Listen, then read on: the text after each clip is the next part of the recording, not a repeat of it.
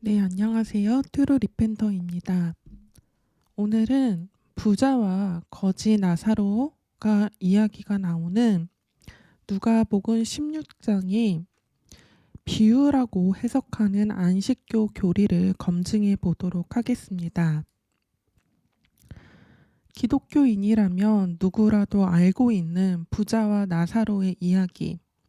하지만 안식교는 영원한 지옥 형벌은 없고 악한 자들의 영혼이 재처럼 소멸된다라고 믿는 영혼 소멸 교리를 믿기 때문에 부자와 나사로의 이야기가 비유의 말씀이라고 주장하고 있습니다.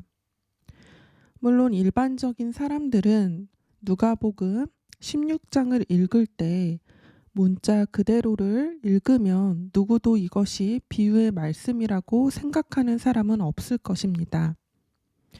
하지만 안식교는 영원한 형벌이 없는 지옥이 없고 영혼이 한 번에 소멸되어 없어진다라는 그들의 교리를 어떻게 해서든 끼워 맞춰야 하기 때문에 이 구절을 비유라고 억지로 풀고 있습니다.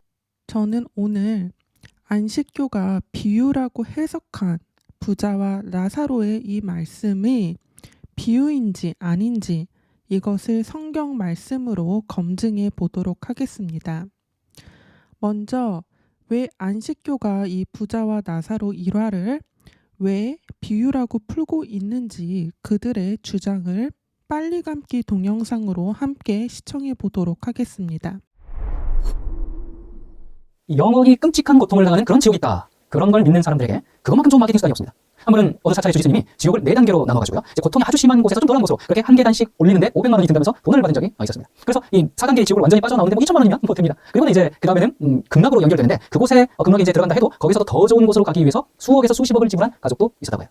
자, 이게 불교계 이야기만 아니죠. 기독교도 예외가 아닙니다. 우리 중세 당시에 고안된 면죄부.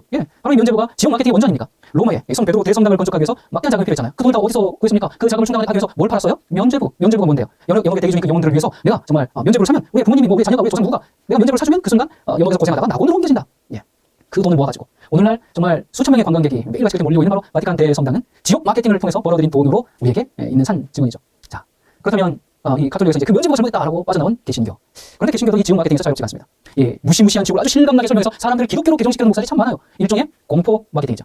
자, 제가 지금 한 책을 가져왔는데 이 성경책만큼이나 두고 이렇게 읽었습니다. 이 책은 어떤 사람이 지옥에 가는지 또 지옥에서 어떤 고통을 당하는지 아주 실감나게 묘사해놨어요. 여기 보면 뭐 아담과 하와도 지옥에 가 있다고 그러고요. 본인이 거기 가서 누구도 받고 뭐 누구 만났고 그런 정도뿐만 아니라 이 정말 몇 페이지 거의 600페이지가 넘는 책인데 이 600페이지 이상 동안 계속 그 지옥의 끔찍한 모습들을 정말 어떻게 이렇게 썼는지 모르겠어요. 참 읽고 있기가 너무나 힘든 책입니다.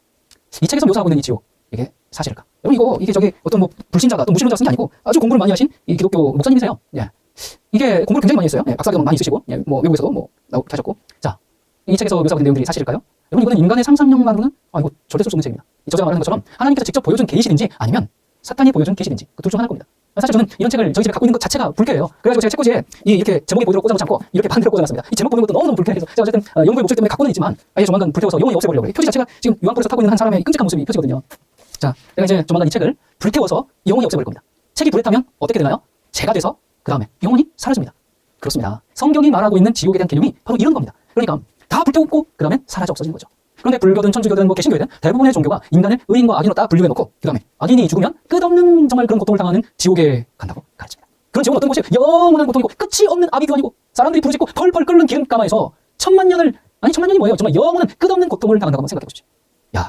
인간들이 묘사하는 이 지옥이 모두 사실이라면 지옥을 만드신 하나님 너무 잔인하지 않습니까? 우리가 성경에서 하나님을 사랑과 자비의 신이라고 말하면서 어떻게 그 악한 죄인이라면서 그렇게 다룰 수 있단 말인가? 여러분 천국 옆에 이런 끔찍한 지옥이 있다면 그건 천국이 아닙니다. 굴뚝에서 사람 깨우는 연기가 밤낮 오르는 그런 화장터 옆이 무슨 천국입니까? 여러분 여기 이 그림 한번 보시기 바랍니다. 여기 보면은 한쪽은 지금 위에 있는 사람들이 아주 즐거워서 춤을 추죠. 그리고 그 아래서는요. 불타는 지옥에서 고문을 당하고 있습니다. 자, 어때요 여러분? 여기 천국 나오십니까? 여기 천국 이런 천국 가기 원하십니까? 근데 대부분의 종교들이 이렇게 생각하고 있습니다. 근데 많은 기독교인들이 그러죠. 목사님 부자와 거지 나사로 모르십니까? 거기에 바로 이렇게 정말 그 부자와 거지 나사로 이야기가 바로 이런 그림으로 이렇게 묘사되는 거죠. 한쪽은 좁고 한쪽은 고통당하고 그러면서 사람들이 더욱 천국 지옥에 대한 것을 믿고 있죠. 자, 그렇다면 이 부자와 거지 나사로 우리 지옥 마케팅 첫 시간을 다루면서 과연 이 내용을 예수님께서 왜 말씀하셨을까? 그리고 이것은 어떤 하나의 교훈을 주기 위한 비유인가? 아니면 실제 천국과 지옥에 대한 묘사인가? 우리 한번 살펴보도록 합시다. 누가복음 16장 19절부터 26절까지입니다. 한 부자가 있어 자색 옷과 고운 베옷을 입고 날마다 호화롭게 즐기더라. 그런데 나사로라 이름한 한 거지가 헌데 투성이로 그의 대문 앞에 버려진 채 그 부자의 상에서 떨어지는 것으로 배불리려 하며 심지어 개들이 와서 그 헌내를 핥더라. 이에 그 거지가 죽어 천사들에게 받들려 아브라함의 품에 들어가고 부자도 죽어 장사되매 그가 음부에서 고통 중에 눈을 들어 멀리 아브라함과 그의 품에 있는 나사로를 보고 불러 이르되 아버지 아브라함이여 나를 긍휼히 여기사 나사로를 보내어 그 손가락 끝에 물을 찍어 내 혀를 서늘하게 하소서 내가 이 불꽃 가운데서 괴로워하나이다. 아브라함이 이르되 예, 너는 살았을 때 좋은 것을 받았고 나사로는 고난을 받았으니 이것을 기억하라. 이제 그는 여기서 위로를 받고 너는 괴로움을 받느니라. 그뿐 아니라 너희와 우리 사이에 뭐가 있어요? 큰 구렁텅이가 놓여 있어. 여기서 너희에게 건너가고자 하되 갈 수 없고 거기서 우리에게 건너올 수도 없게 하느니라. 야, 진짜 실감나는 천국과 지옥의 이야기예요. 와, 여러분 이 부자와 거지 나사로 이야기를 문자 그대로 실제로 우리가 이해해야 할까요? 아니면 어떤 교훈을 주기 위한 하나의 비유로서 이해해야 할까요?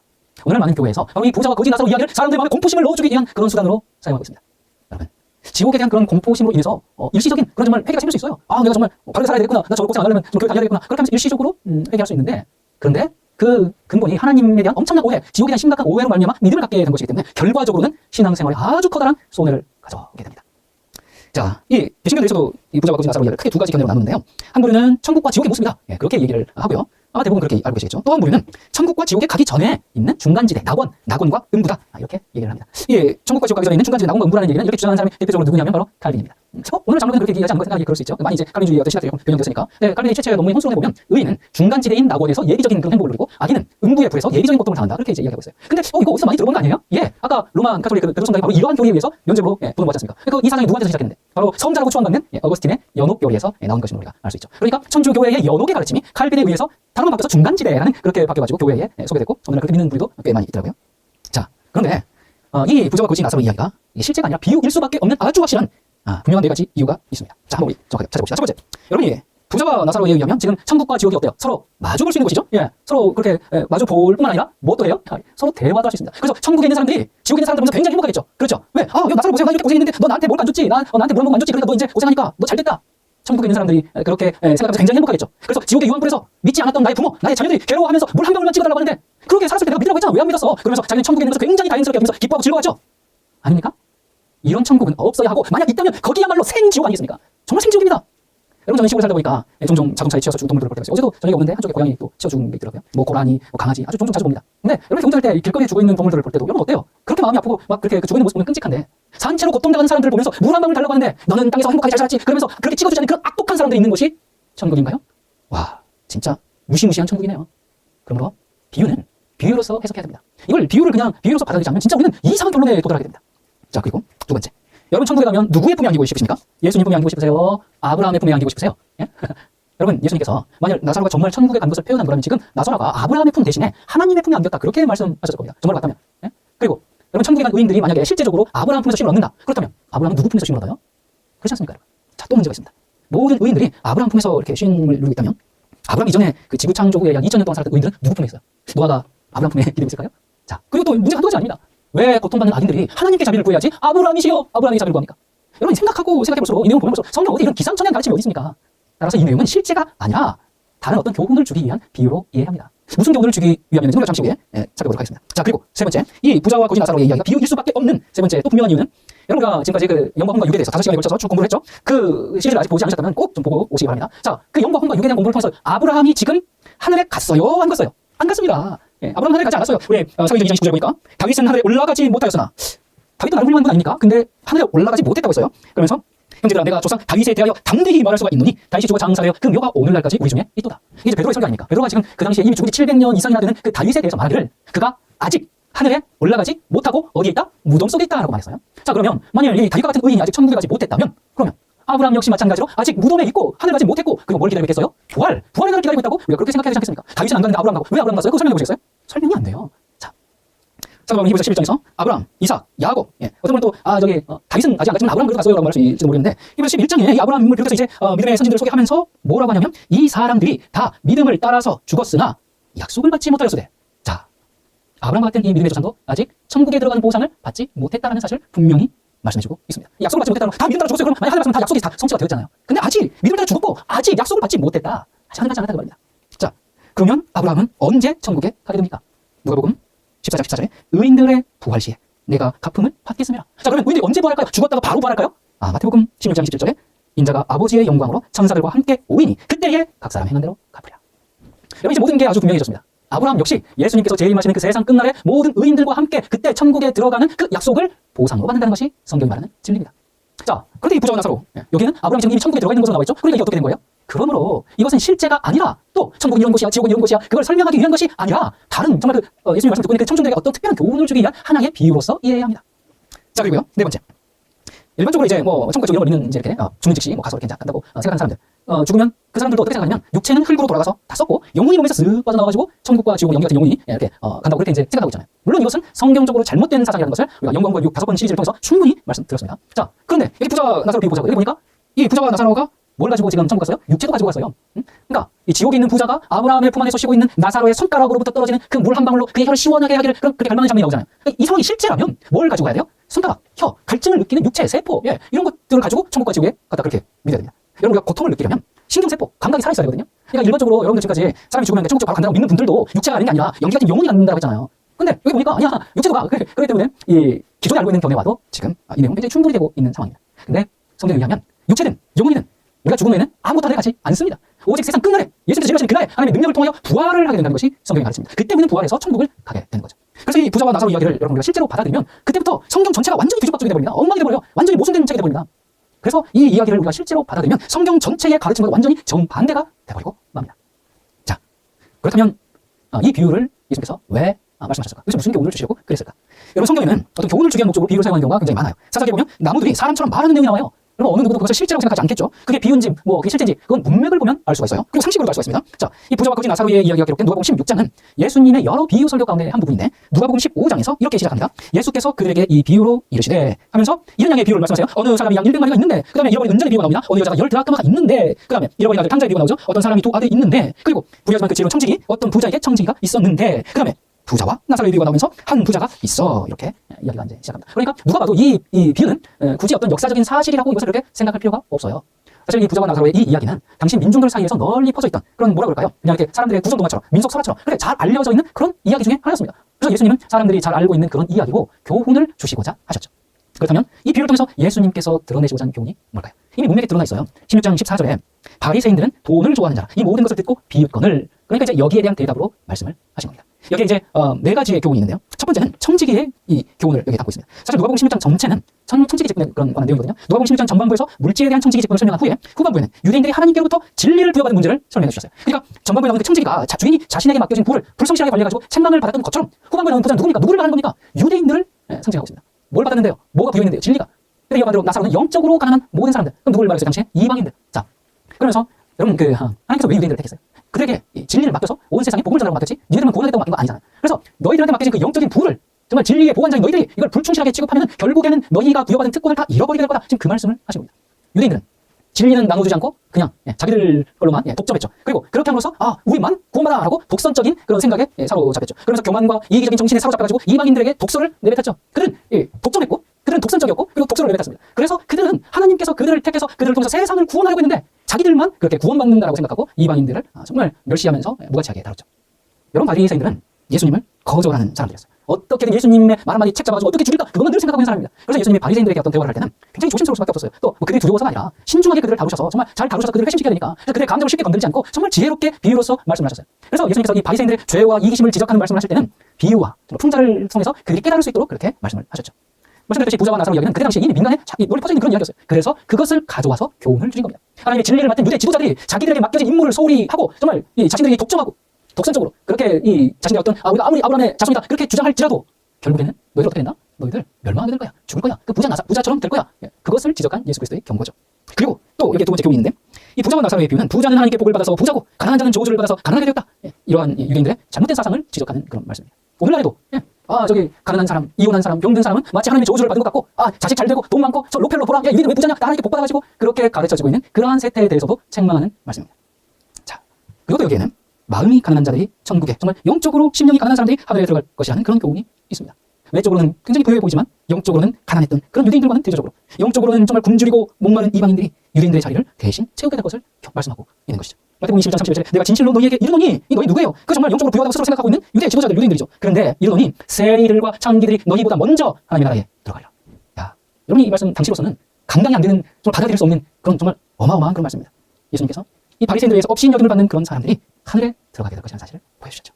자, 그리고 여기에 또 있는 교훈은 여러분이 사실 부자와 나사로의 비유, 여기 보면 진리를 거절하는 사람에게는 하나님의 기적도 소용이 없다. 이 부자가 너무 안타까워서 그 자기 형제들에게, 정말 자기 가족들이 자기 같은 운명을 당하지 않도록 나사로를 좀 보내달라고 막 그렇게 얘기하지 않습니까? 근데 죽은 후에는 운명을 바꿀 수가 없어요. 그래서 이제 이렇게 외치죠. 37절, 만일 죽은 자에게서 저희 가는 자가 있으면 내게 아니다. 그러니까 아브라함이 뭐라고 해요? 31절에 모세와 선지자들에게 듣지 아니하면 비록 죽은 자 가운데서 살아나는 자가 있을지라도 고난을 받지 아니하리라. 여러분, 실제로 예수님께서 죽었던 나사로, 이제 여기 거지 나사로가 아니고 마리아와 마르다의 오라비였던 나사로를 살리심으로 정말 그리스도에 대한, 예수님에 대한 유대인들의 믿음을 불러일으키려고 했었어요. 그래서 정말 이 죽은 자를 살렸습니다. 보냈습니다. 근데 교회 지도자들이 어떻게 했어요? 회개하기는커녕 그들이 아이고 죽은 자 가면 정말 그만 들 겁니다 했는데 오히려 어떻게 했어요? 살아난 나사로와 예수님을 더욱 죽이려고 달려들었죠. 여러분, 예수님께서는 인간이 죽은 후에 즉시로 육체적인 몸을 가지고 천국이나 지옥에 간다, 그걸 설명하기 위해서 부자와 나사로의 비유를 말씀하지 않았습니다. 그러면 이 비유의 의미를 이해하지 못하고 천국과 지옥의 실제적인 모습으로 생각하는 것은 예수님께서 말씀하시고자 하는 그 의도와 초점에서 완전히 벗어나는 거죠. 부자와 거지 나사로의 비유에 나타난 것처럼 우리에게 주어져 있는 그 구원의 복음을 다른 사람들에게 잘 전하기 위해서 청지기로서 최선을 다하고 있는가? 우리는 우리 주변 사람들과 순수한 삶을 가지고 있는가? 바로 이러한 정말 그리스도인들의 영적인 청지기 경험에 대해서 우리가 맡은 그 진리의 보아, 그것을 사장시키지 말고 그걸 전하는 얘기죠. 그 귀중한 교훈을 지금 아주 무시무시한 지옥 이야기로 탈바꿈시키는 것은 엄청난 오해입니다. 그 하나님께서 우리에게 베풀어 주신 그 놀라운 사랑, 그 축복들, 그걸 우리가 감사하면서 그것만 감사하면서 나는 구원받았네 그러면서 이기적으로 살 게 아니라 우리에게 주어진 이 놀라운 영적인 축복을 어떻게 하라고 다른 사람들에게 나누어주고 복음을 전하는 그 충실한 청지기가 되라는 것이 부자와 거지 나사로의 청지기에 대한 내용입니다.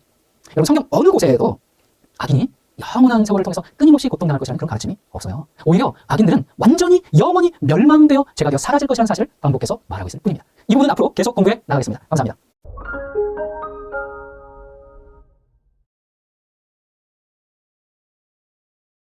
정리를 해보면 부자와 나사로 이야기가 비유라는 안식교의 주장은, 첫 번째로는 그들은 낙원과 음부는 존 칼빈이 로마 카톨릭 연옥 교리에서 갖고 온 교리이다라고 주장합니다. 천주교 연옥 교리를 어거스틴이 갖고 와서 또 이것을 기독교 장로교의 창시자인 존 칼빈이 갖고 와서 낙원과 음부 교리가 생긴 것이다 라고 주장하기 때문에 누가복음 16장이 비유라고 주장하는 것입니다. 두 번째로는 그들이 생각하기에 서로 마주보고 대화하는 천국과 지옥은 있을 수 없다라고 생각하기 때문에 누가복음 16장이 비유다라고 말을 합니다. 세 번째로는 죽은 거지 나사로가 아브라함의 품에서 쉬었다라는 이 말씀이 나오는데, 아브라함 전 사람들은 도대체 누구 품에서 쉬었는가라는 것이 안식교의 쟁점입니다. 그렇기 때문에 누가복음 16장은 비유라고 그렇게 주장하는 것입니다. 네 번째로는 다윗은 하늘에 올라가지 못했다. 사도행전 2장 29절 34절, 히브리서 말씀, 누가복음, 마태복음, 이러한 말씀들로 다윗도 아직 천국에 못 갔는데 어떻게 아브라함이 천국에 있을 수 있는가? 그렇기 때문에 누가복음 16장은 비유일 수밖에 없다, 이렇게 해석하고 있습니다. 다섯 번째, 부자가 지옥에서 고통을 받고 있는 그런 말씀 기록이 어떻게 육체가 무덤에 있는데 영혼이 고통을 육체처럼 받을 수 있는가? 그것은 불가능하다. 그렇기 때문에 부자와 나사로의 일화는 비유다라고 주장하고 있습니다. 여섯 번째로 그들의 결론은 이것은 기복신앙에 대한 책망이고 마음이 가난한 자가 천국에 들어간다라는 교훈을 주는 민족 설화이다. 이렇게 결론을 짓고 있습니다. 저는 오늘 이 안식교 주장을 오직 말씀으로만 검증해 보도록 하겠습니다. 먼저 다 같이 누가복음 16장 19절에서 31절 말씀을 읽어보도록 하겠습니다. 어떤 부자가 있었는데 그는 자색 옷과 고운 베옷을 입고 매일 호화로운 생활을 하고 있더라. 또 나사로라고 하는 어떤 거지가 있었는데 온몸에 헌대가 난 채 그 부자의 문전에 누워서 부자의 식탁에서 떨어진 부스러기로 배를 채우기를 바라니 심지어 개들이 와서 그의 헌대를 핥더라. 그러다가 그 거지가 죽었는데 천사들이 그를 아브라함의 품으로 옮겼고 그 부자도 죽어서 장사되었더라. 부자가 지옥에서 고통받는 중에 눈을 들어 저 멀리 아브라함을 보았더니 나사로가 그의 품에 있는지라. 그가 소리질러 말하기를 아버지 아브라함이여 저를 불쌍히 여기셔서 나사로를 보내시어 그가 자기 손가락 끝에 물을 적셔 내 혀를 식히게 하소서. 내가 이 불꽃 가운데서 고통을 받고 있나이다 라고 하니 아브라함이 말하기를 아이야 너는 너의 생전에 좋은 것을 받았고 나사로는 나쁜 것을 받았음을 기억하라. 그러나 이제 그는 위로를 받고 너는 고통을 받느니라. 이 모든 것 외에도 우리와 너희 사이에는 커다란 구렁이 놓여 있어서 여기에서 너희에게로 건너가고자 하여도 갈 수 없고 거기에서 우리에게로 건너오고자 하여도 올 수 없느니라고 하더라. 그가 말하기를 그러면 아버지여 내가 당신께 간구하오니 당신께서 나사로를 내 아비 집에 보내어 주소서. 나에게 5 형제가 있으니 그가 그들에게 증거하여 그들로 이 고통의 장소에 오지 않게 하소서라고 하니 아브라함이 그에게 말하기를 그들에게는 모세와 선지자들이 있으니 그들에게서 듣게 하라고 하더라. 그러자 그가 말하기를 아니옵니다. 아버지 아브라함이여 만일 누군가가 죽은 자들로부터 그들에게 가면 그들이 회개하리이다 라고 하니 아브라함이 그에게 말하기를 만일 그들이 모세와 선지자들의 말을 듣지 않는다면 비록 누가 죽은 자들로부터 살아난다 해도 그들을 설득할 수 없을 것이니라 하니 라고 하시니라. 그러니까 지금까지 우리가 함께 읽은 이 누가복음 16장 19절에서 31절 말씀이 안식교의 주장에 따르면 기복 신앙을 책망하는 민족 설화라는 것입니다. 그들의 이러한 거짓 주장을 말씀으로 검증해 보겠습니다. 먼저 스올이라는 단어는 구약에서 64개의 구절들의 총 66번이 나옵니다. 킹제임스 영어 버전에서는 그레이브로 31번, 피트로 6번, 헬로 27번, 킹제임스 한글 번역에서는 무덤으로 15번, 음부로 16번, 지옥으로 33번으로 번역되어 있습니다. 헬라어 하데스는 그레이브로 1번, 헬로 10번, 한글 킹제임스 버전에서는 무덤으로 1번, 지옥으로 10번 이렇게 번역되어 있습니다. 이제 성경 말씀으로 스올과 하데스가 어떠한 장소라고 말씀하고 계신지 보겠습니다. 먼저 히브리어부터 살펴보겠습니다. 먼저 지옥 히브리어의 스올의 사전적인 정의를 함께 보도록 하겠습니다. 히브리어 스올의 스트롱 사전의 사전적 정의는 지하 세계, 스올, 구약에서는 죽은 자들이 거하는 곳을 의미한다. 다시 돌아올 수 없는 곳, 엘로힘을 향한 찬양이 없는 곳, 형벌을 위하여 악한 자들이 가는 곳, 의인들이 이곳에 버려지지 않는 곳, 비유적인 표현에서 추방을 당하는 곳, 죄의 극적인 타락이 있는 곳이다라고 번역하고 있습니다. 이제 히브리어 스올일 말씀이 뭐라고 하는지 함께 살펴보도록 하겠습니다. 말씀의 정의가 사전적 정의보다 중요하며 사전적 정의와 말씀의 정의에서 상이한 부분이 있을 경우 우리는 말씀에 최종 권위를 두어야 합니다. 때문에 사전적 정의는 참고해 주시기 바랍니다. 더 쉽게 이해하기 위하여 구약 성경의 64개의 구절들에 66번 나오는 히브리어 스올을 7가지 주제별로 분류해 봤습니다. 첫 번째, 스올의 정의. 두 번째, 구원받지 못한 혼들이 가는 곳. 세 번째, 구원받은 혼들이 건짐받은 곳. 네 번째, 구원받은 자들의 혼들이 가는 곳. 다섯 번째, 스올의 외형. 여섯 번째, 스올의 특징. 마지막으로 스올이 비유적으로 표현된 것. 먼저 스올에 대한 바른 이해를 위해서는 성경은 사람이 무엇으로 이루어져 있는가 말하는지 알아야 합니다. 히브리서 4장 12절 말씀처럼 엘로힘의 말씀은 살아있고 활력이 있어 양날이 있는 어떤 칼보다도 예리하여 혼과 영 그리고 관절과 골수를 찔러 가르고 사람은 혼과 영과 육으로 되어 있습니다. 육은 영어로 body, 혼은 영어로 soul, 영은 영어로 spirit 이렇게 3분법으로 나누어져 있습니다. 한글로는 육, 혼, 영이며 히브리어로 육신은 세 가지 표현이 있는데 첫 번째로는 네페시라고도 사용되며 두 번째로는 사람을 의미하는 아담, 세 번째로는 육체를 의미하는 바사르 이렇게 세 가지의 단어들로 표현되어 있습니다. 소울 또는 혼을 의미하는 히브리어 원어는 네페시입니다. 성경은 이 사람의 혼이 죽으면 스올에 간다라고 되어 있습니다. 피가 모든 육체의 생명이며 피는 그 생명을 위해 있는데 여기서 생명이 네페시, 혼입니다.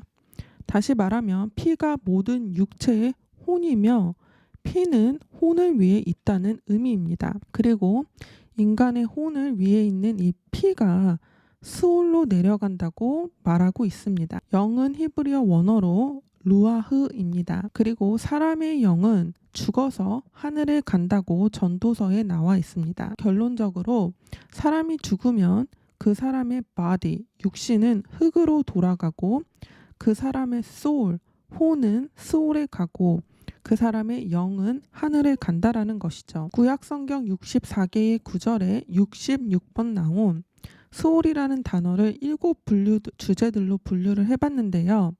먼저 첫 번째 주제인 스올의 정의를 보겠습니다. 구약 성경은 스올을 죽은 자들이 혼이 가는 곳이라고 말합니다. 시편 30장 3절 오 야호와여 야호와께서 내 혼을 스올에서 끌어내시고 나를 지켜 살게 하사 구덩이로 내려가지 아니하게 하셨나이다. 시편 89장 48절 살아서 죽음을 보지 않을 자가 누구니이까 그가 스올의 손에서 자기 혼을 건질 수 있으리이까 셀라. 이사야 14장 9절 아래로부터 스올이 너로 인하여 움직여서 너가 올 때 너를 맞이하려 하는도다. 그것이 너로 인하여 죽은 자들을 움직이니 곧 땅의 모든 지도자들이라. 또 그것이 민족들의 모든 왕들을 그들의 보좌에서 일어서게 하였도다. 앞서 살펴봤듯이 인간의 혼이 스올에 가고 피가 인간의 육체의 혼이며 피는 혼을 위해 있습니다.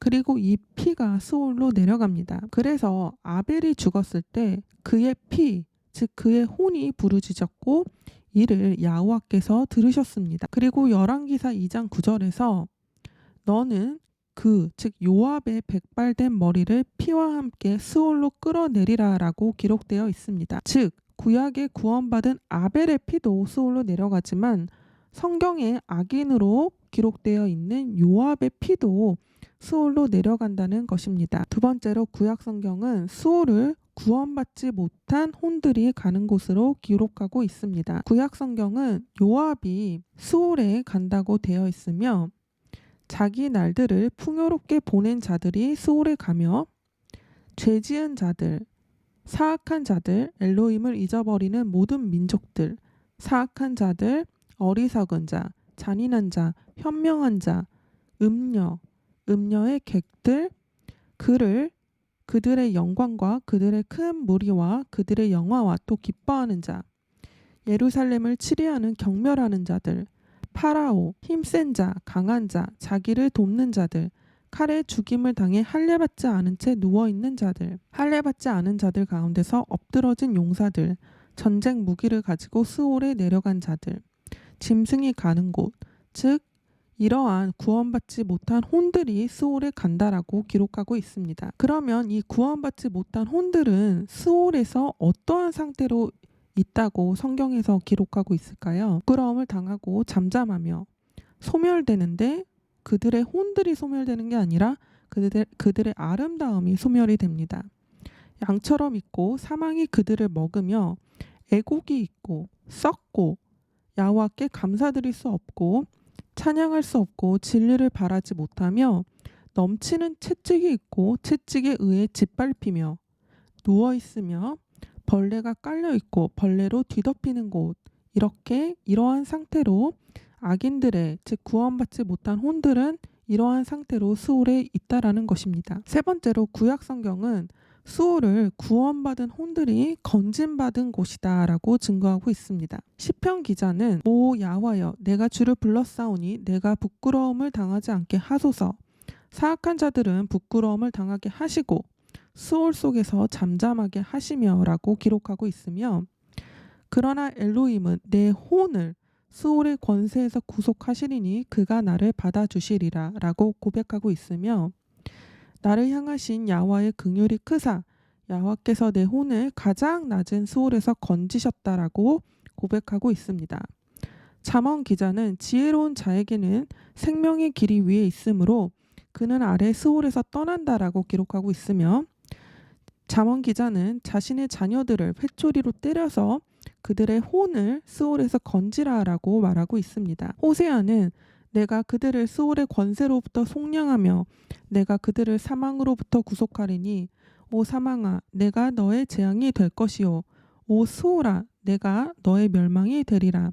돌이키는 것이 내 목전에서 숨겨지리라 라고 예언하고 있습니다. 네 번째로 구약 성경은 수올을 구원받은 혼들이 이번에는 간다라고 기록하고 있습니다. 구약에 구원받은 의인들도 죽어서 수올에 가는데 어떠한 성경 인물들이 수올에 간다라고 했냐면 요셉이 간다라고 했고, 야곱이 간다라고 했고, 욥이 간다라고 했고, 다윗이 간다라고 했습니다. 또 히스기야가 간다라고 했습니다.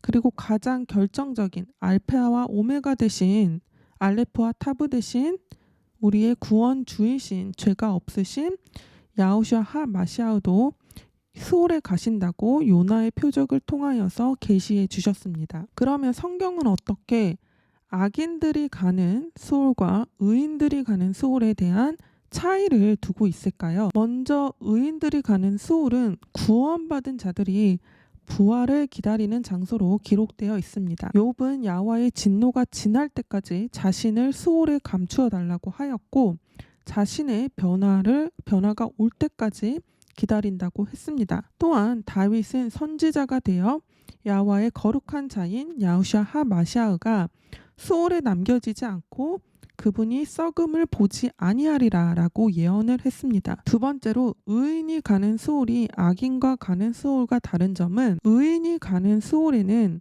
의인들의 혼이 부르짖으며 이 부르짖음을 야훼께서 들으신다라고 되어 있습니다. 바로 요나의 표적을 통해 계시하신 야후슈아 하 마시아가 와 또 아벨이 이 예입니다. 왜냐하면 수올에는 인간의 혼이 있는 피가 내려가는 곳이고, 즉 그 인간의 혼이 내려가는 곳이며, 이 핏소리 즉 그의 혼이 내는 이 소리가 야호와께 부르짖을 때 이 부르짖음이 들려진다라는 것입니다. 다섯 번째로 분류한 구약의 수올에 대한 말씀들의 주제는 바로 수올의 외형은 어떠한가입니다. 구약 성경은 수올의 외형에 대해서 자세하게 기록하고 있습니다. 수올의 외형에 대한 묘사들을 세 가지 분류로 나누어 봤습니다. 악인들이 가는 수올, 의인들이 가는 수올, 그리고 악인이 가는지 의인이 가는지 알 수 없는 문맥. 먼저 악인들이 가는 수올의 외형은 넓고 스스로 확장하고 한량없이 입을 벌리며 층이 있고 깊음들이 있고 하수와 큰 물들이 있으며 빗장이 있고 떨어지는 소리가 나며 진동이 있으며 흑암이 있고 움직이며 그 안에 있는 죽은 자들도 움직이고 사면이 있는 구렁이며 흑암 속에서 침상을 피며 썩는 것이 있고 벌레들이 있다라고 기록하고 있습니다. 이렇게 성경에서 묘사하고 있는 수올의 외형만 우리가 보더라도 이 수올을 무덤이다라고 해석하는 안식교의 주장이 틀렸음을 우리는 쉽게 검증할 수 있습니다. 예를 들어서 수올이 무덤이라면 스스로 확장하고 한량없이 입을 벌리는 그러한 무덤은 없기 때문입니다. 또 이 수올 안에는 아비스가 있고 하수와 큰 물들이 있는데, 이렇게 깊음과 하수와 큰 물들이 있는 무덤은 없기 때문이며, 스스로 움직이며 그 안에 있는 죽은 자들도 움직이고 4개의 면이 있는 구렁이 수올이라고 말하고 있는데, 이러한 속성을 갖고 있는 무덤은 없기 때문입니다. 또 의인이 가는 수올인지 악인이 가는 수올인지 명확하게 기록하고 있지 않는 이 말씀에서는 이 수올은 아주 깊은 곳이다라고 그렇게 묘사하고 있으며, 의인들이 가는 수올에 대한 외형의 묘사는 시편 139장 8절에 침상을 편다라고 그렇게 기록되어 있습니다. 여섯 번째 분류는 수올의 특징입니다. 수올의 특징 역시도 악인들이 가는 수올, 의인들이 가는 수올, 그리고 악인이 가는지 의인이 가는지 알 수 없는 수올, 이 세 가지 주제로 분류를 해봤습니다. 먼저 악인들이 가는 수올의 특징은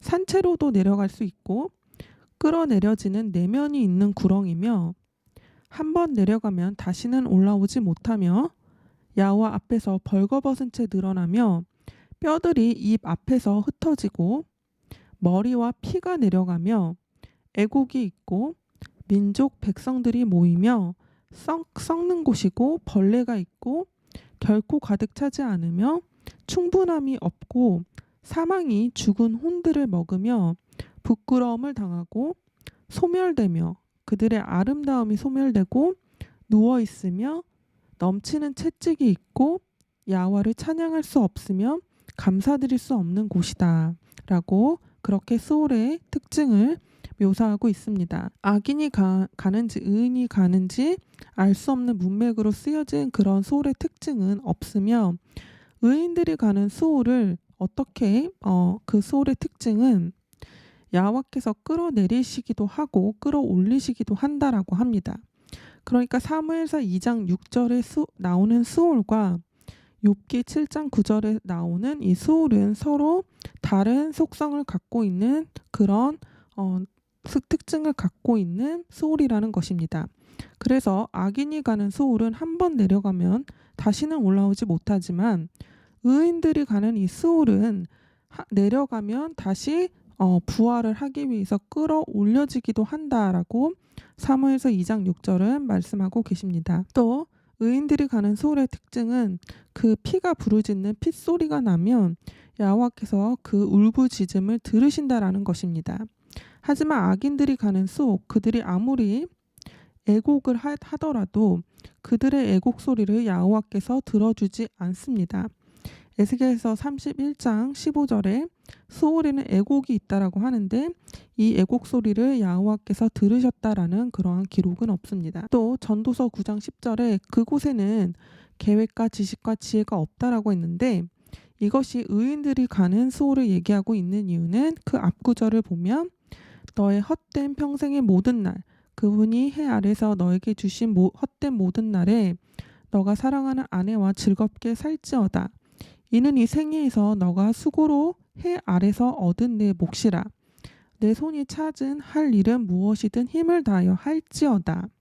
왜냐하면 스올에는 계획과 지식과 지혜가 없다. 이렇게 말씀하고 있기 때문에 문맥상 이 땅에 살아있을 때는 우리가 열심히 노동을 하고 그런 헛된 날들을 해 아래서 노동을 하면서 우리의 손으로 수고하여서 그렇게 살지만 스올에는 우리가 노동을 할 필요가 없다. 이러한 맥락에서 쓰여졌기 때문에 의인들이 가는 스올이다라고 그렇게 분류를 해봤습니다. 마지막으로 구약 성경에서 스올을 어떻게 비유적인 표현으로 사용했는지 보겠습니다. 먼저 구약 성경에서는 어떤 사람이 비통한 일을 겪거나 심히 고통스러울 때 그 상황을 스올에 빗대어 표현합니다. 사무엘하 22장 6절에 스올의 슬픔이 나를 애워쌌으며 죽음의 덫이 나를 막았도다. 또 욥과 다윗이 고통스러울 때도 그들의 고통을 스올에 빗대어 표현했습니다. 또는 엘로힘을 아는 지식의 깊이를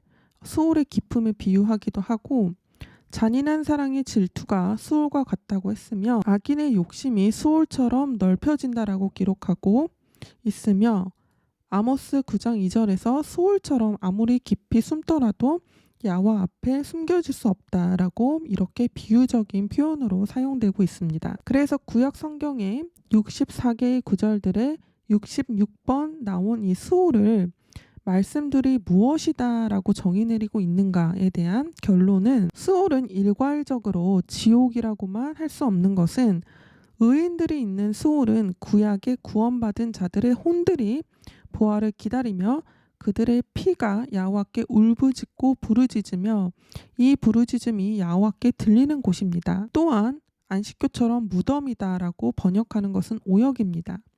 스올에 대한 외형적인 묘사와 속성이 죽은 사람의 시체가 물리적으로 묻히는 묘지와 분명한 차별성을 두고 있기 때문입니다. 그래서 맥락에 따라 악인들이 있는 곳은 수올인 지하 지옥과 의인들의 혼이 부활을 기다리는 수올인 지하 낙원의 차이를 둬서 해석해야 합니다. 왼쪽 수올 지옥과 오른쪽 수올 지하 낙원에 대한 자세한 묘사는 부자와 나사로의 이야기가 나오는 누가복음 16장에 나와 있습니다. 이제 신약에서 지옥으로는 10번, 무덤으로는 1번 번역된 하데스에 대해서 알아보겠습니다.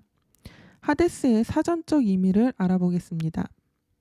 하데스는 스트롱 사전에서 명왕성 신의 이름이라고 하며 낮은 지역들의 신이다라고 말합니다.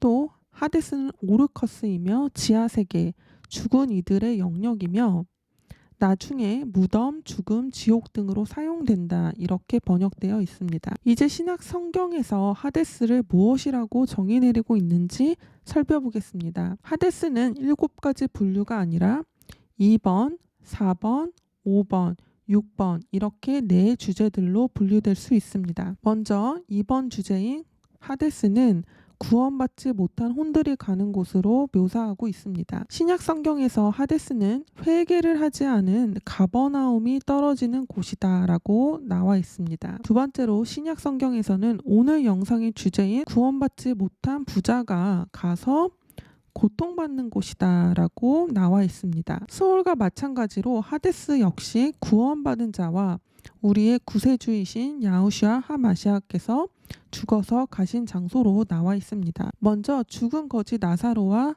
아브라함의 혼은 부자가 있었던 하데스의 맞은편에 있었습니다. 두 번째로 신약 성경에서는 하데스는 우리의 구세주이신 야후슈아 하마시아께서 가셨다가 남겨지지 아니하시고 그로 인해 그의 육체가 썩음을 보지 않았다라고 기록하고 있습니다. 이제 신약 성경에서 하데스의 외형에 대해서는 뭐라고 기록하고 있는지 보겠습니다. 수올과 마찬가지로 하데스의 외형에 대한 묘사를 문맥상 악인이 가는 하데스, 그 다음에 의인이 가는 하데스, 또 의인이 가는지 악인이 가는지 알 수 없는 문맥, 이렇게 3가지 주제로 분류해 봤는데요. 먼저 악인이 가는 하데스의 외형은 문들이 있고 이 문들이 교회를 이기지 못한다라고 기록하고 있으며 가운데 건널 수 없는 골짜기를 기준으로 왼쪽은 구원받지 못한 자, 오른쪽은 구원받은 자가 간다라고 기록하고 있습니다. 또 이 악인들이 가는 하데스에는 열쇠구멍이 있고 불꽃이 있고 이 불꽃으로 그 혼들을 고통스럽게 합니다. 그 다음에 악인이 가는지 의인이 가는지 알 수 없는 문맥으로 하데스의 외형이 묘사된 부분은 없고 의인들이 가는 하데스의 외형은 아브라함 품에서 위로를 받고 있는 나사로의 모습과 또 이 나사로의 손가락으로 물을 찍어서 부자가 자신의 혀를 서늘하게 해달라고 했기 때문에 의인들이 가는 하데스에는 물이 있습니다. 이제 마지막으로 신약 성경에서 기록하고 있는 하데스의 특징이 무엇인지 보겠습니다. 하데스의 특징은 하마시아께서 열쇠들을 갖고 계시며 사망을 따라다니며 하데스 속의 죽은 자들을 행위들에 따라 심판을 받도록 넘겨주며 불호수에 던져지는데 이것이 바로 둘째 사망이고 부르심 받은 공회, 즉 교회를 하데스는 이기지 못한다라고 기록하고 있습니다. 신약 성경 11개 구절들에 11번 나온 하데스에 관한 말씀들을 기반해서 하데스가 무엇인지 결론을 내려보면 무덤으로 1번, 지옥으로 10번 번역된 하데스는 누가복음 16장에 의거하여 스올과 마찬가지로 일괄적으로 지옥이라고만 번역될 수 없으며 건너갈 수 없는 가운데 골짜기를 중심으로 왼쪽은 지하 감옥, 지옥이며 오른쪽은 지하 낙원이다 라고 그렇게 결론을 낼 수 있습니다. 여기서 우리는 우편 하데스 혹은 우편 스올에 대해서 신약 성경이 더 많은 단서들을 주고 있다는 것을 알 수 있습니다. 첫 번째로는 요나의 표적을 통해 우리는 야후슈아 하마시아께서 가신 곳이 죽어주시고 가신 곳이 수올이며 구원받은 거지 나사로의 혼은 고통받지 않고 죽어서 아브라함의 품에 안겨 위로를 받았으며 우편 강도와 야후슈아 하마시아께서 죽으신 그날 가신 곳이 낙원이라는 것을 알 수 있습니다. 종합해 보면 우편 스올이 곧 낙원이며 이곳에 아브라함과 거지 나사로 등 구원받은 혼들이 있으며 맞은편에는 불길 속에서 고통받는 지옥이 있다라는 것입니다. 또한 야후슈아 하마시아께서 나무에 달려주고 부활하셨을 때 어떠한 일이 있었는지 확인해 봐야 합니다. 죽어주신 그 즉시 잠들었던 성도들의 몸이 일어났고 부활하신 후 성도들이 무덤에서 나와 거룩한 도성으로 갔습니다. 바로 낙원, 새 예루살렘, 시온산, 거룩한 도성, 엘로힘의 왕국, 회복된 에덴 동산이 있는 셋째 하늘인 것입니다. 나무 사건 이후 달라진 점은 이제 신약 성도들의 혼들은 죽으면 오른쪽 스올에 가지 않고 바로 셋째 하늘에 간다는 것입니다. 요한계시록 6장 9절 어린 양이 다섯째 봉인을 여실 때 내가 보니 제단 아래에는 엘로힘의 말씀과 그들이 가진 증거 때문에 죽임당한 자들의 혼들이 있는데 그들이 큰 음성으로 부르짖으며 말하기를 오 거룩하시고 참되신 주여 땅에 살고 있는 그들을 심판하시어 우리의 피를 갚아주실 날이 얼마나 남았나이까 하더라.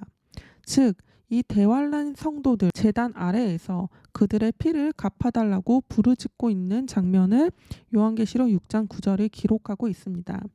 이 제단이라는 곳은 오른쪽 스올에는 있는 것이 아니기 때문에 바로 거룩한 도성이 있는 셋째 하늘에 이 대환란 성도들, 순교당한 대환란 성도들이 그들의 혼들이 야호와께 부르짖고 있으며 한 사람의 혼이 있는 곳에는 언제나 피가 있다라는 것을 또 증거하고 있습니다. 이것에 대한 또 다른 증거는 데살로니가 전서 5장 10절입니다. 주께서 우리를 위하여 죽으심은 우리가 깨든지 살아있든지 자든지 죽어있든지 주와 함께 살게 하시려는 것이다.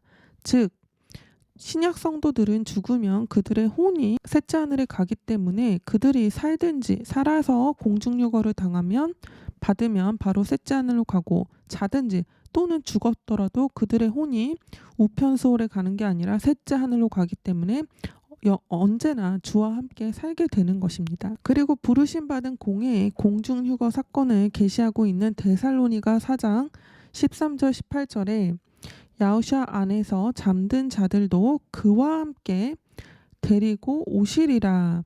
즉 셋째 하늘에 하마시아와 함께 있던 우리보다 먼저 잠든 신약 성도들을 데리고 오신다는 것입니다. 그리고 나서 일어나는 일은 그리스도 안에서 죽은 자들이 먼저 일어나고 즉 그들이 부활의 몸을 입고 그 다음에 이 공중휴거의 사건 때 살아있는 성도들은 살아서 부활돼서 구름 속으로 끌려 올라간다라는 것입니다. 그래서 우편 소홀에 대한 말씀들과 부활의 말씀들을 더해서 하데스를 이해해 보면 무덤으로 한 번, 지옥으로 10번 번역된 하데스는 누가복음 16장에 의거하여 스올과 마찬가지로 일괄적으로 지옥으로 번역될 수 없고 건너갈 수 없는 가운데 골짜기를 중심으로 왼쪽은 지하 감옥, 지옥이며 오른쪽은 지하 낙원입니다. 그러나 야후슈아 하마시아의 나무에서 죽어주심, 부활의 날, 잠을 자던 구약 성도들은 거룩한 성읍이 있는 셋째 하늘로 부활된 몸을 입고 올라갔습니다. 그리고 그 일 이후로 신약 성도들이 죽으면 그들의 혼들은 우편 스올, 지하 낙원이 아니라 셋째 하늘로 갑니다. 요한계시록 6장 9절. 그러나 그들은 아직 부활의 몸들을 입고 있지 않고 있습니다. 부활의 몸을 입는 이 사건은 마지막 나팔 때 부르심 받은 공회의 공중 휴거 때 일어납니다. 데살로니가 전서 4장 13절 18절. 이제 신구약에 나온 스올과 하데스가 같은 곳이라는 것을 우리가 알게 되었습니다. 이제 이 두 개의 단어들에 대해 증거하고 있는 구약, 신약의 모든 말씀들을 합쳐서 정리를 해보도록 하겠습니다. 먼저 스올은 왼쪽, 오른쪽 모두를 포함합니다. 하데스도 마찬가지로 악인이 가는 왼쪽, 의인이 가는 오른쪽, 이 모든 스올에 하데스라는 단어가 사용되었습니다. 이것을 한글로 번역하면 왼쪽은 지옥이고 오른쪽은 낙원입니다. 그리고 누가복음 16장에 의거하여 가운데는 건널 수 없는 큰 구렁이 있습니다. 그래서 우리는 문맥에 따라 스올 또는 하데스가 왼쪽 지옥을 말하는 것인지 오른쪽 낙원을 말하는 것인지 바르게 해석해야 합니다. 그래서 스올과 하데스의 정의는 다음과 같습니다. 스올은 죽은 자들의 혼들이 가는 지하 세계의 장소이다. 스올이라는 장소는 가운데 넘어갈 수 없는 구렁을 중심으로 왼쪽과 오른쪽으로 나뉘어져 있다. 누가복음에서는 왼쪽 스올을 하데스로 오른쪽 스올을 낙원이라고 기록하고 있다. 또한 야후샤 하마시아의 죽어주심과 부활하신 사건 이후의 성도들은 죽으면 그 혼들이 더 이상 오른편 스올인 지하 낙원이 아니라 셋째 하늘로 간다. 요한계시록 6장 9절. 그러므로 우리는 성경을 읽을 때 주어가 누구인지 어느 시대에 쓰였는지 잘 헤아려서 왼쪽 스올 지옥을 말하고 있는지 오른쪽 스올 낙원을 말하고 있는지 또는 셋째 하늘을 말하고 있는지 문맥에서 벗어나지 않게 해석해야 한다. 그러면 사람이 무엇이 스올로 내려가는 것일까요? 시편 89장 48절을 근거하여 사람의 혼이 내려가며 육체의 혼은 바로 피이며 피는 혼을 위에 있기 때문에 열왕기상 2장 9절에서 요압의 백발된 머리와 피를 스올로 끌어내리라 라고 기록하고 있습니다. 그렇지만 사람의 육신은 땅에서 썩는데 특히 사람의 뼈는 스올의 입 앞에서 흩어진다라고 시편 141장 7절에서 기록하고 있습니다. 구약 신약에서는 스올, 하데스가 구원받지 못한 혼들이 가는 곳이라고 기록하고 있습니다. 그리고 그들은 스올에서 이러한 상태로 있습니다. 부끄러움을 당하고 잠잠하며 누워있고 소멸되는데 그들의 아름다움이 소멸되며 썩고 감사드릴 수 없고 찬양도 못하고 진리를 바라지 못하며 애곡하며 채찍이 있고 채찍에 의해 짓밟히며 벌레가 깔려있고 벌레로 뒤덮이며 또 불꽃 속에서 고통을 받는다라고 구약 신약에서 왼쪽 스올에 대해서 증거하고 있습니다. 구약에서 구원받은 자들은 스올을 이렇게 표현을 했습니다. 다윗은 스올에서 부끄러움을 당하지 않게 해달라고 했으며 자신의 혼을 스올의 권세에서 여호와께서 구속하신다고 했습니다. 다윗은 자신의 혼이 가장 낮은 스올에서 건진받았다고 했습니다. 솔로몬은 지혜로운 자는 생명의 길 위에 있으므로 아래 스올에서 떠난다라고 했으며 자녀들을 회초리로 때려서 그의 혼을 스올에서 건지라고 했습니다. 호세아는 여호와께서 이스라엘 백성을 스올의 권세로부터 속량하여 사망으로부터 구속한다고 했습니다. 이제는 스올에 간다고 했던 구원받은 성경 인물들이 있고 구세주이신 하마시아께서도 2000년 전 6월절에 죽어주시고 스올에 가셨고 초실절에 부활을 해주셨습니다. 구원받은 자들의 혼은 오른편 낙원에서 이러한 상태로 있다라고 기록하고 있습니다. 부활을 기다리며 그들의 피, 혼이 부르짖으며 계획, 지식, 지혜, 즉 노동이 없으며 누워 있으며 또 품에 안겨서 위로를 받는 곳이 의인들이 가는 스올에서 그들의 혼들의 상태입니다. 구원받지 못한 혼들이 가는 스올, 하데스의 외형은 넓고 스스로 확장하며 한량없이 입을 벌리고 층층이 있고 깊음과 하수와 큰 물들이 있으며 빗장이 있고 문들이 있고 이 문들이 교회를 이기지 못하며 열쇠구멍이 있고 떨어지는 소리가 있고 진동과 움직임과 그 안에 죽은 자들도 움직이며 흑암이 있고 사면이 있는 구렁이고 침상이 있으며 가운데 건널 수 없는 골짜기를 기준으로 왼쪽은 구원받지 못한 자, 오른쪽은 구원받은 자가 간다라고 그렇게 기록하고 있습니다. 구원받지 못한 혼들이 가는 스올, 하데스의 특징은 산채로도 내려가며 한 번 내려가면 다시는 올라오지 못하며 벌거벗은 채 드러나며 뼈들이 입 앞에서 흩어지고 머리와 피가 내려가며 여호와께 감사드릴 수 없고 찬양할 수 없으며 결코 가득 차지 않고 충분함이 없고 썩는 곳이며 벌레가 있고 사망이 죽은 혼들을 먹고 사망을 따라다니며 부끄러움을 당하고 누워있으며 애곡이 있고 넘치는 채찍이 있으며 불꽃 가운데서 고통을 받으며 민족 백성들이 모이며 아름다움이 소멸되고 둘째 사망 즉 행위들에 따라 심판박도로 넘겨지는 불호수에 던져진다 라고 기록하고 있습니다. 구원받은 혼들이 가는 스올의 특징은 왼쪽 스올과 다르게 야호와께서 끌어내리시기도 하고 끌어올리시기도 하며 혼의 생명이 있는 피가 부르짖고 이 부르짖음을 야호와께서 들으시며 또 우리의 구세주이신 야호샤 하마시아흐도 이 스올에서 부르짖으셨으며 하마시아흐의 혼이 남겨지지 않고 그분의 몸은 썩어짐을 보지 않고 부활을 했습니다. 그리고 이곳에는 계획, 지식, 지혜가 없는데 육체 노동이 없다라는 뜻이며 또 위로를 받는 곳이다라고 기록하고 있습니다. 이제 부자와 나사로가 비유라는 안식교 주장을 지금까지 함께 찾아본 말씀들로 검증을 해보겠습니다.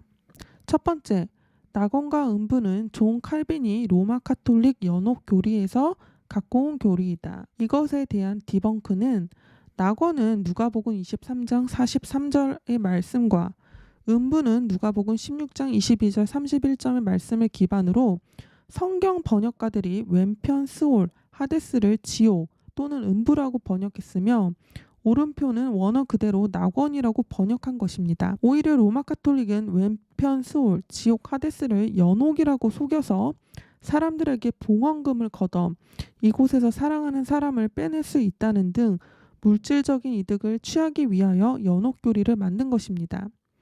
이 교리가 존 칼빈의 낙원과 음부 교리에 영향을 미쳤든 미치지 않았든 상관없이 성경은 왼편 스올 또는 하데스인 지옥이 영원한 형벌을 받는 실존하는 장소라는 것을 증거하고 있습니다. 두 번째, 서로 마주보고 대화하는 천국과 지옥이 있을 수 없다.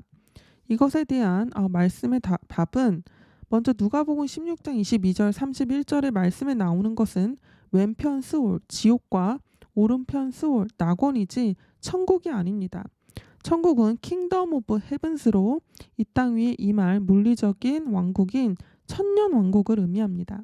그래서 서로 마주보고 대화하는 천국과 지옥이 있을 수 없다가 아니라 왼편 스올, 지옥과 오른편 스올, 낙원이라고 해야 합니다.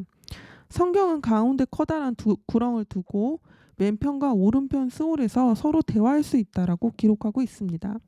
이해가 가지 않더라도 성경에서 그렇다고 하면 그런 것입니다. 세 번째, 아브라함의 품에서 쉰 나사로. 아브라함의 전 사람들은 누구 품에서 쉴 수 있었는가?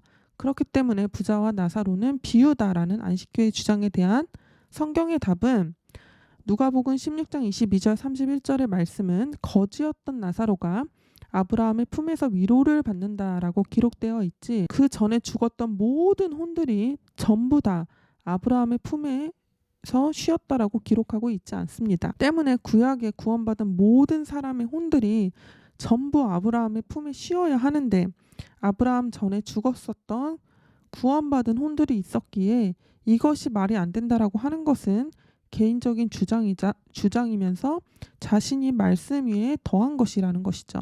네 번째, 다윗은 하늘에 올라가지 못했다. 사도행전 2장 29절 34절, 히브리서 11장 33절에서 39절, 누가복음 14장 14절, 다윗이 부활도 안 했는데 어떻게 천국에 아브라함이 있을 수 있는가라는 것입니다. 이것에 대한 성경의 답은 아브라함은 천국이 아니라 킹덤 오브 헤븐스가 아니라 낙원, 우편 스올에 있었습니다. 그리고 우편 스올에 있었던 것은 아브라함의 혼입니다. 천국은 천년 왕국을 말합니다. 낙원, 우편 스올은 하마시아의 나무에 죽어주심 그리고 부활 사건 전에 구원받은 혼들이 부활을 기다리는 지하 낙원입니다. 때문에 부자와 거지 나사로 사건 때 다윗은 천국, 킹덤 오브 헤븐스가 아니라 이 우편 스올에 아브라함의 혼과 함께 있었던 것입니다.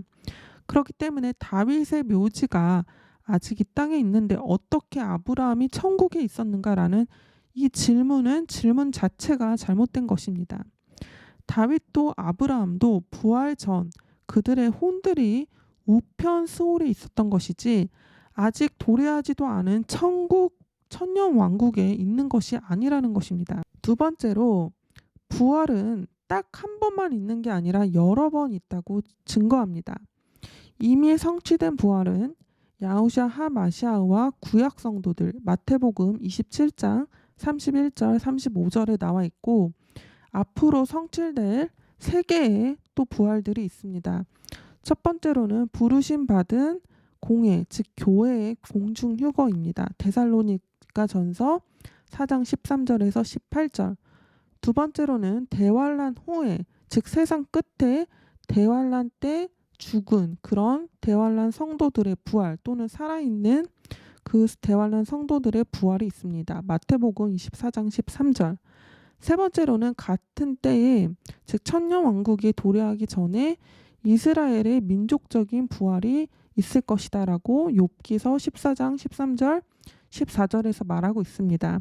그렇기 때문에 이 다윗의 부활은 이 세 번째 카테고리에 속하는 그 경륜에 다윗이 부활을 하고, 이때 아브라함도 부활을 하고 욥도 부활을 한다라는 것입니다. 다윗, 아브라함, 욥 등은 이 세상의 끝, 즉 천년왕국이 도래할 때 부활하기 때문에 다윗의 묘지가 아직 열리지 않은 채로 이 땅에 있고, 대환란이 끝나고 지상 재림 때 수월에서 그들의 혼들이 부활의 몸을 입고 부활을 할 것입니다. 지금까지 제가 찾은 부활은 이렇게 4개의 부활들이고요. 지금 더 있을 수가 있습니다. 지금까지 제가 찾은 게 여기까지일 뿐이고, 아시는 분은 댓글로 달아주시면 제가 연구를 해서 수정해서 올리도록 하겠습니다. 왜냐하면 마태복음 27장 51절에서 53절, 야hu샤께서 다시 큰 음성으로 소리 지르신 후 숨을 거두시더라. 그런데 보라, 성전의 휘장이 위에서 아래까지 둘로 찢어지고 땅이 흔들리며 바위들이 갈라지고 무덤들이 열리며 잠들었던 많은 성도들의 모험이 일어났으며, 주께서 부활하신 후에, 즉 아비벌 16일 초실절 후에 무덤에서 나와 거룩한 도성으로 들어가 많은 사람들에게 나타나더라. 그리고 욥기서 14장 13절에서 14절을 보면, 주께서는 나를 스올에 감추시고 주의 진노 대환란이 지나갈 때까지 나를 숨기시며 나에게 때를 정하시고 나를 기억하소서. 사람이 죽으면 다시 살아나리이까? 나의 변화가 올 때까지, 부활이 있을 때까지 나의 정해진 때의 모든 날들을 나는 기다리나이다 라고 욥기서에 나와 있습니다.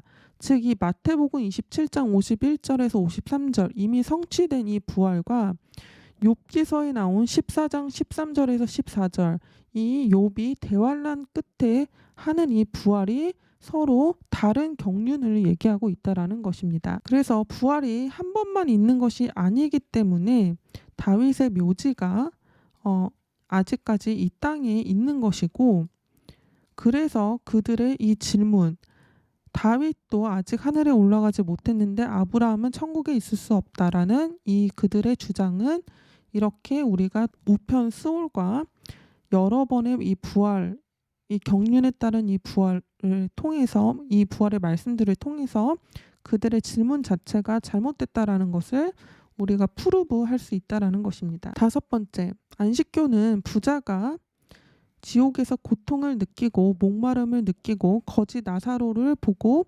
손가락에 물을 찍어서 자신의 혀를 서늘하게 해달라고 요청하는 이러한 묘사들 때문에 어떻게 육체를 입지 않은 상태에서 이러한 것들이 가능할 수 있는가라고 반박하면서 이것이 비유라고 주장하고 있습니다. 하지만 진리는 인간의 혼이 죽어서 수월에 가고 사람의 피에 그 사람의 혼이 있으며 이는 죽으면 육체와 분리되는 존재라는 것입니다.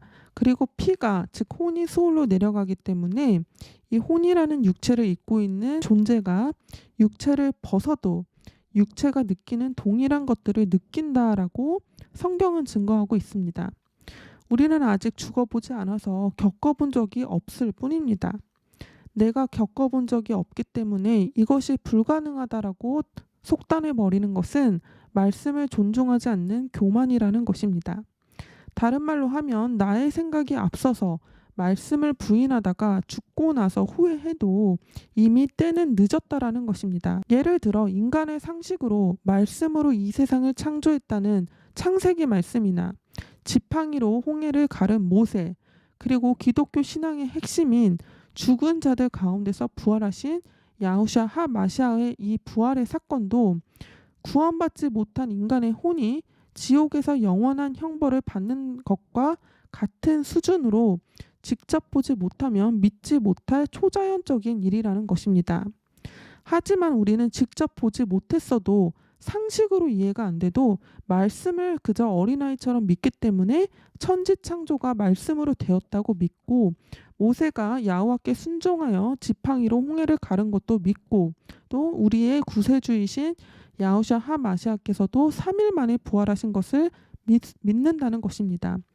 그래서 우리는 같은 태도로 구원받지 못한 자들의 혼들도 말씀이 육체와 똑같은 그러한 고통을 받는다라고 하면 우리는 그냥 말씀을 믿는다라는 것입니다. 6번째로, 안식교는 부자와 나사로의 예화가 마음이 가난한 자가 천국에 들어간다는 기복신앙에 대한 책망을 주는 민족 설화이다라고 주장을 합니다. 하지만 마음이 가난한 자가 천국에 들어간다는 것은 민족 설화가 아니라 천년왕국에 대해 전파하신 왕국 복음에 대한 산상수훈이지 기복신앙에 대한 책망의 말씀이 아닙니다. 부자와 나사로의 이야기는 야후샤 하마시아께서 공생애 때 직접 말씀하신 생생한 지옥과 낙원, 즉 왼편 소홀과 우편 소홀에 대한 증거의 말씀이라는 것입니다. 이제 에녹서를 통해 부자와 나사로의 이야기가 나온 누가복음 16장 22절 31절이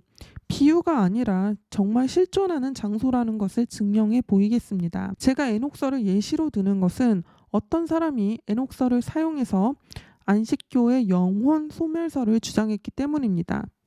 하지만 에녹서는 영원한 형벌의 장소인 지옥을 증언하고 있습니다.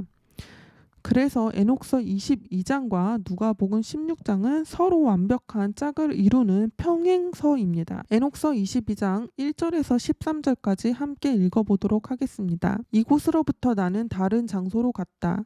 서쪽에 있는 하나의 크고 높은 산과 하나의 강한 바위와 4개의 기쁨의 장소들을 보았다. 그곳은 내부적으로 깊고 넓고 매우 부드러웠다. 마치 누가 그 위를 평평하게 한 것처럼 부드러웠다. 그곳은 보기에 깊고 어두웠다. 나와 함께한 거룩한 천사들 중 하나인 라파엘은 나에게 이렇게 대답하며 말했다. 이 즐거움의 장소들은 죽은 자들의 혼들인 루아콧이 모이는 곳이다. 그들을 위해서 이 장소들은 만들어졌으며 이곳에 사람의 아들들의 혼들이 모인다. 그들이 거하는 이 장소들에서 그들은 심판의 날과 그들의 정해진 기간까지 거할 것이다. 그들의 정해진 기간은 길 것인데 심지어 위대한 심판의 때까지이다. 그리고 나는 죽은 사람들의 아들들의 루아콧을 보았다. 그리고 그들의 고발하는 음성들이 하늘들에까지 닿았다. 나는 나와 함께한 천사인 라파엘에게 물었다.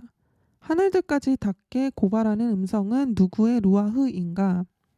그는 이렇게 답변하며 말했다. 이것은 자신의 형제 가인에 의하여 살인당한 아벨의 루아흐이다. 그는 그의 형제의 씨가 땅의 지면에서 멸망할 때까지 그를 고발할 것이다. 그의 씨가 인류의 씨에서 소멸될 때까지 말이다. 그때 나는 그와 보편적인 심판에 관하여 질문했다. 왜 그는 다른 이와 분리되었습니까? 그는 대답했다. 죽은 자들의 루아콧은 3곳으로 분리되어 있다. 그러므로 의인들의 루아콧은 분리되어 있다. 다시 말하자면 하나의 깊은 구멍에 의한 곳, 물에 의한 곳, 그리고 그 위에 있는 빛에 의한 곳. 이와 같이 죄인들이 죽으면 그들은 분리된다. 그리고 그들은 땅에 묻힌다. 심판이 그들이 살 동안은 닥치지 않았다. 여기 그들의 혼들이 나누어져 있다. 더 나아가 영원히 저주받는 그들의 고통은 위대한 심판, 징계, 그리고 고문의 때까지 클 것이다. 그들의 혼들은 영원히 형벌당하고 결박된다. 그러므로 이것은 창세부터 있었다. 그러므로 불평을 늘어놓는 자들의 혼들과 자신들의 파멸을 조심하는 혼들 사이의 분리는 그때부터 있어 왔고, 이는 죄인들의 날에 그들을 학살하기 위함이다. 이러한 종류의 장소는 서로 닮아있는 의롭지 않은 사람들, 죄의 사람들, 범죄를 완전케 하는 자들, 불경건함과 연관 있는 자들의 혼들을 위해 형성되었다. 그들의 혼들은 심판의 날에 소멸되지도 이 장소에서 일어나지도 못할 것이다. 그리고 나는 엘로힘께 찬양하였다. 그리고 나는 말했다. 나의 아도나이여 찬양 받으시옵소서. 영원히 다스리시는 영광과 의의 야호와시여. 14절에 그들의 혼들, 악인들의 혼들은 심판의 날에 소멸되지도 이 장소에서 일어나지도 못할 것이다 라고 영혼 소멸설을 부인하고 있습니다. 에녹서 22장 1절에서 13절까지를 정리해 보면 에녹서에서 묘사하고 있는 우편 스올, 즉 낙원의 외형은 내부적으로 깊고 넓고 부드럽고 어둡고 아벨과 의인들이 있습니다. 심판의 날까지, 즉 가인의 씨가 인류에서 소멸될 때까지 있는 것입니다. 즉 욥기서 14장 13절에서 14절에 욥은 진노의 때가 지나갈 때까지 스올에 자신을 숨기시고 변화가 올 때까지 정해진 때의 모든 날들을 기다리겠다고 말했습니다. 즉 이 에녹서에 나온 이 아벨과 의인들은 스올에 언제까지 있냐면 이 세상 끝까지 천년왕국이 도래하기 직전 대환란이 끝날 때까지 있는 것이지 교회의 공중휴거 때 이 욥과 아벨과 이 의인들이 부활하는 것이 아니라 다른 경륜에서 부활한다는 것이기 때문에 성경은 여러 번의 부활을 뒷받침하고 있습니다. 두 번째로 이 에녹서는 죽은 자들의 혼들을 세 곳으로 분리된다라고 되어 있습니다. 첫 번째로는 깊은 구멍에 의한 곳, 물에 의한 곳, 위에 있는 빛에 의한 곳. 그 다음 에녹서에서 묘사하고 있는 왼편 스올, 지옥은 누가 가는가라고 되어 있냐면 불평을 늘어놓고 죄의 사람들, 범죄를 완전케 하는 자들과 불경건함과 연관 있는 자들의 혼들이 간다라고 되어 있고 그들은 어떠한 상태로 있냐면 영원히 저주받는 고통이 크다라고 되어 있고 영원히 형벌당하며 결박되어졌다라고 말하고 있고 언제까지 있냐면 위대한 심판, 징계 고문의 때까지 이렇게 고통을 받는다라고 되어 있습니다. 하지만 그 후에 일어나는 일, 즉 이 위대한 심판의 때 이후에 일어나는 일은 죄인들의 날, 즉 이 위대한 심판의 이때에 그들의 혼들이 학살당하고 심판의 날에 그들의 혼들은 소멸되지 못하고, 그러니까 영혼 소멸사를 부인하고 있는 것이고 그 장소에서 일어나지도 못한다. 즉 부활을 하지 못한다라는 것입니다. 에녹서에서도 스올과 하데스가 여러 층이 있고 빛, 즉 불과 물과 구렁 이 세 가지의 장소로 나뉘어져 있고 의로운 자들은 한 장소에 모이고 불의한 자들도 한 장소에 모여 있고 하지만 불의한 자들은 고통 중에 있으며 불의한 자들은 부활하지 못한다라고 증거하고 있습니다. 이와 마찬가지로 누가복음에도 여러 층이 있고 불이 있고 물이 있고 구렁이 있고 의로운 자들은 우편에 불의한 자들은 왼편에 하지만 불의한 자들은 고통 중에 있으며 이 자들은 부활하지 못한다. 이렇게 동일한 스올과 하데스에 대한 묘사가 누가복음 16장의 묘사가 에녹서 22장에 그대로 나와 있다라는 것입니다. 그래서 에녹서는 혼의 네페시의 영원한 형벌을 지지합니다. 에녹서 22장 12절 여기 그들의 혼들이 나누어져 있다. 더 나아가 영원히 저주받는 그들의 고통은 위대한 심판, 징계 그리고 고문의 때까지 클 것이다. 그들의 혼들은 영원히 형벌당하고 결박된다. 그리고 에녹서는 혼들의 소멸 교리를 부인합니다. 에녹서 22장 14절 이러한 종류의 장소는 서로 닮아있는 의롭지 않은 사람들, 죄의 사람들, 범죄를 완전케 하는 자들, 불경건함과 연관 있는 자들의 혼들을 위해 형성되었다. 그들의 혼들은 심판의 날에 소멸되지도 못할 것이고 일어나지도 못할 것이다. 즉 에녹서는 네페시, 즉 혼의 소멸을 부인합니다. 그리고 에녹서는 이 혼들이 그 위대한 심판의 날 그 혼들이 학살될 것이라고 말하고 있고 그들은 보이지 않는 낭비 속에서 울부짖으며 애곡하며 끝없이 깊은 불 속에서 탈 것이다 라고 기록하고 있습니다. 즉 에녹서는 혼이 마치 육체처럼 도살당할 수 있고 울부짖을 수 있고 애곡할 수 있으며 도살을 당한다라고 그렇게 성경 캐논화된 이 성경과 동일한 증거를 하고 있다라는 것이죠. 그래서 그림으로 이해해 보면 나무 사건 전에는 구약에서는 구원받지 못한 자들의 혼이 왼쪽 스올에 가고 구원받은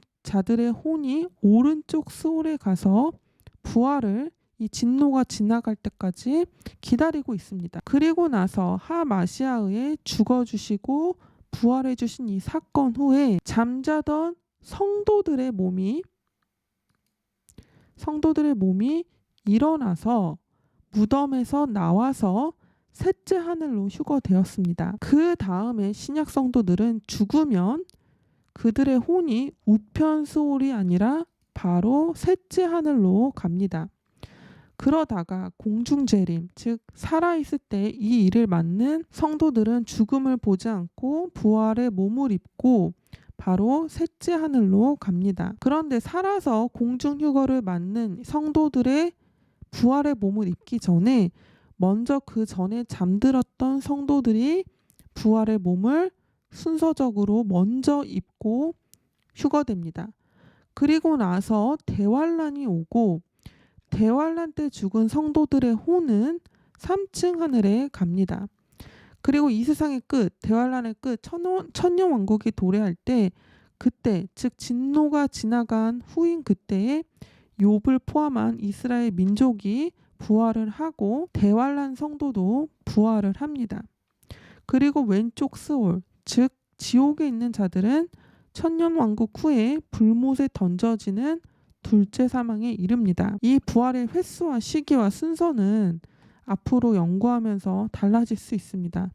중요한 것은 성경은 부활이 한 번만 일어난다라고 예언되어 있지 않고 경륜에 따라 부활도 여러 번 있다라는 것입니다. 마지막으로 당부드리고 싶은 말은 제가 에녹서의 말씀으로 안식교의 영혼 소멸설이 잘못되었다, 거짓이다라고 검증한 이유는 영원한 형벌의 지옥을 믿지 않는 한 유튜버가 에녹서로 영혼 소멸설을 주장했기 때문입니다. 하지만 함께 에녹서를 읽어보았듯이 순서적으로 에녹서는 구원받지 못한 자들의 혼들이 위대한 심판의 날까지 영원히 저주받았고 고통받으며 형벌당하며 이 고통이 크다라고 기록하고 있으며 두 번째로는 심판의 날이 와도 그들의 혼들은 소멸되지 않으며 부활의 몸을 입기 위해서 일어서지도 못한다라고 기록하고 있습니다. 그리고 그들의 혼들은 학살될 것이며 그 혼들은 보이지 않는 낭비 속에서 울부짖고 애곡하며 끝없이 깊은 불 속에서 탈 것이다 라고 기록하고 있습니다. 즉 안식교에서 주장하듯 사람의 혼은 죽으면 아무데도 안 가고 계속 잠을 자고 있다가 심판의 날 부활하지 못하고 불길 속에서 소멸된다는 말은 에녹서가 뒷받침하고 있는 교리가 아닙니다.